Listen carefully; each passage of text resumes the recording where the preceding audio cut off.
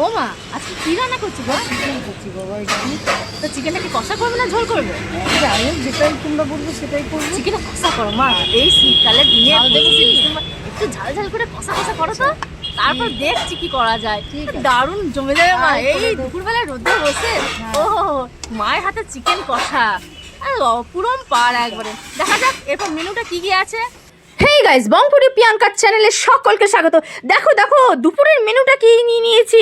গরম গরম ভাত, তার সাথে এক টুকরো পেঁয়াজ, পালং শাকটা হচ্ছে তেল দিয়ে, তেল পালং হয়েছে, আর এখানে আলু সিদ্ধ, আর এখানে বড়ি দিয়ে, লঙ্কা দিয়ে, পেঁয়াজ কলি দিয়ে, আলু দিয়ে, বেগুন দিয়ে ঝাল ঝাল করে এই রেসিপিটা হয়েছে।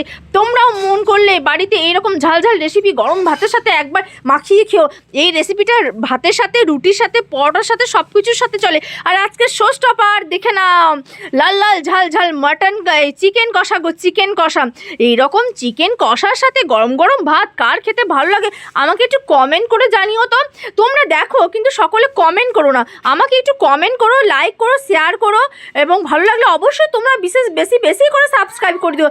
দেখো আমি এই একটা আলুর টুকরো নিলাম এবং চিকেনটা নিলাম। চিকেনটা কতটা ওয়েল কুক হয়েছে দেখে নাও, কতটা ভালো সেদ্ধ হয়েছে। আর আমার চ্যানেলে এরকম ভিডিও পেতে গেলে তোমরা সকলে চ্যানেলটিকে লাইক করো, শেয়ার করো, কমেন্ট করো, এবং ভালো লাগলে অবশ্যই বেশি বেশি করে সাবস্ক্রাইব করো। এই শীতকালে দুপুরবেলাতে পিঠে রোদ লাগিয়ে খেতে খেতে কার কার ভালো লাগে বলো তো? এরকম চিকেন কষা আর গরম গরম ভাত আমাকে একটু কমেন্ট করে জানিও। Thank you.